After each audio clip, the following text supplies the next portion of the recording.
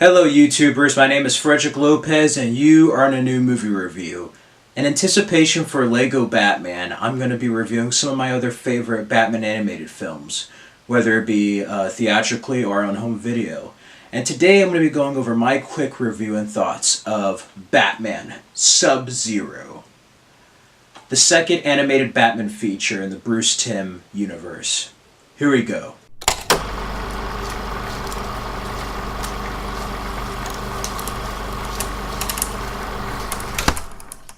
Batman Sub-Zero stars Kevin Conroy as Bruce Wayne / Batman, Michael Ansara as Mr. Freeze, Lauren Lester as Dick Grayson / Robin, Ephraim Zimbalist Jr. as Alfred Pennyworth, George D'Souza as Dr. Gregory Belson, Robert Costanzo as Detective Harvey Bullock, Bob Hastings as Commissioner Jim Gordon, and Mary Kay Bergman as Barbara Gordon / Batgirl.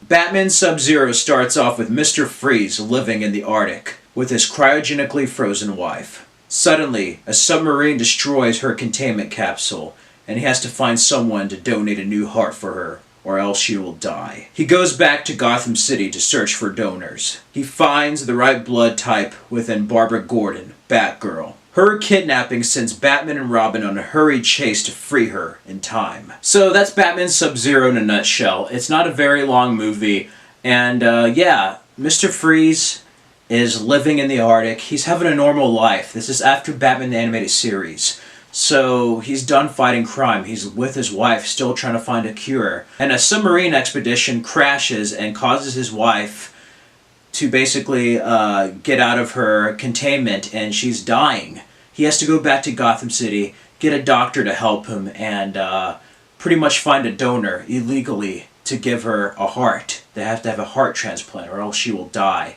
And the only one with the right type is Barbara Gordon, Batgirl.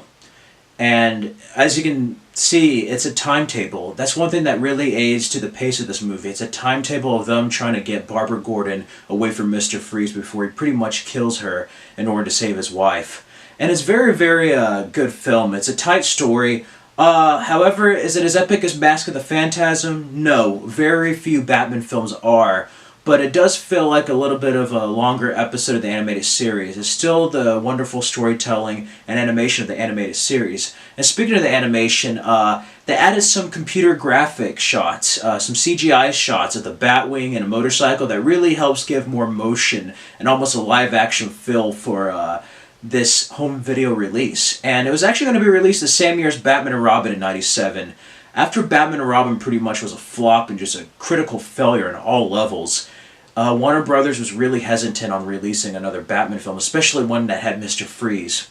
So after waiting for the bad taste of Batman and Robin to go out, they released Sub-Zero, Batman. And it's a much better story than Batman and Robin. And again, this understands that Mr. Freeze is not just a villain, he's really a tragic figure. He's a guy just doing the right thing. He just had the unfortunate case of just bad stuff happening to him. And it's a horrific thing he's going to do to Barbara Gordon, but you can see that he loves his wife and wants to save her. And there's a really sense of tragedy to his character.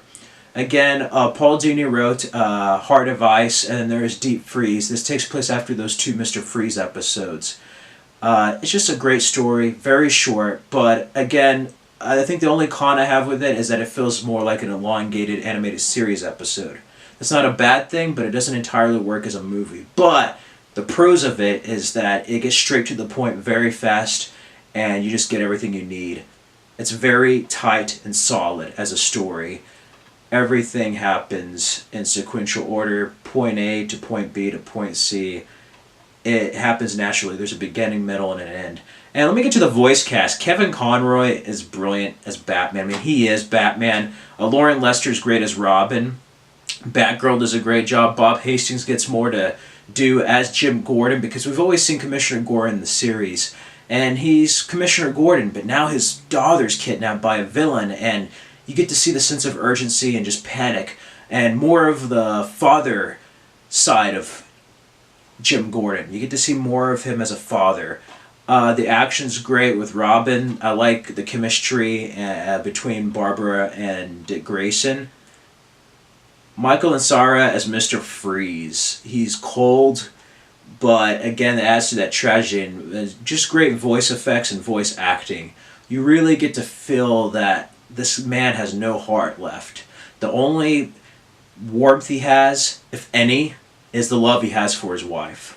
But yeah, the action is fast. I love the CGI scenes of the Batwing, very Batman 89-like. The whole sequence where Barbara's kidnapped and Dick Grayson's after her, he's on a motorcycle. That was exciting. Again, like I mentioned previously, a while ago, it feels like a live-action film. And if I had to give this a score, I would probably give Batman Sub-Zero an 8 out of 10 and an A. It's not the best film ever, but it's not the worst. It's kind of unfair to call it, to basically say it's not as good as Mask of the Phantasm, because again, very few Batman films are, but it's a very solid Batman film. And for the animated films made in the Bruce Timm-verse, this is better than some of the later on ones. It's better than Batman Mystery of the Batwoman and some of the other ones to follow. It still has a feeling of the animated series. The style and animation is still done like the first 3 seasons of Batman the Animated Series, before they got to the New Adventures. And the voice acting, Andrea Romano's casting with the voice actors and everything, just really makes a solidified and tight story.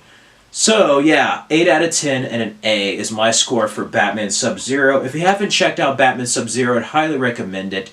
It's only a 67-minute film. Again, it's almost like a longer episode. The episodes usually ran 30 minutes on air, but without commercials it's 20 minutes. So it's a bit longer, but again, it feels like a 2-parter put together. Much like the Batman-Superman movie when it was taken from the Superman animated series and put on home video.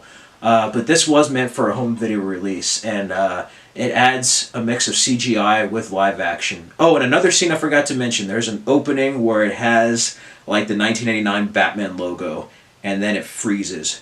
Great opening. It feels more cinematic. Even though this is home video, it almost felt like they were preparing this to be released in theaters like Mask of the Phantasm. So it's kind of the reverse in that way. But it's definitely a great little Batman animated feature.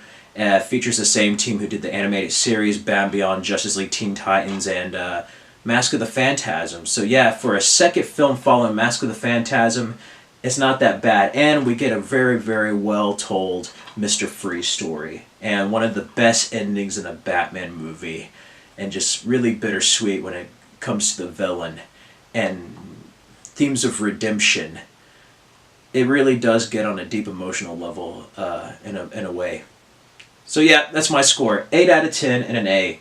If you haven't checked out Batman Sub-Zero, go check it out. If you have, let me know what you think of it. What's your favorite moment? And what's your favorite Batman animated film? Anyway, that does it for my review of Sub-Zero. I hope you all enjoyed. And yeah, I'm about to be in my 100th video on this channel, on the Frederick Lopez channel. I've done under 400 on my Dark Knight of Steel channel, but as far as movie reviews and just regular stuff of me just talking about things I love, I'm about to reach the 100th. So, on that note, be on the lookout for my 100th episode in which I will review Batman Beyond, Return of the Joker, the uncut version, just in time before the Lego Batman movie. Again, feel free to like, comment, subscribe. If you like this, feel free to check out my channel and other stuff.